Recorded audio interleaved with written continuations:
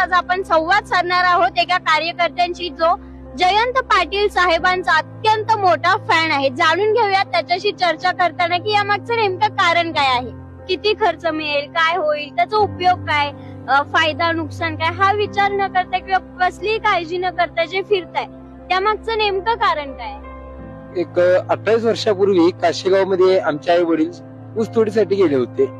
त्यावेळी मी 9 महिन्याचा होतो.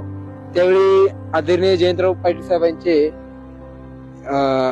आई कुसुमताई, स्वर्गीय कुसुमताई राजाराम पाटील यांनी मला एक गंभीर आजार होता. त्या गंभीर आजारातून मला जीवदान त्यांनी दिले. आमची आई रात्री 12ला त्यांच्या घरी जात होती. त्या जीवदानापोटी त्यांच्यामुळे मी वाचलेलो आहे.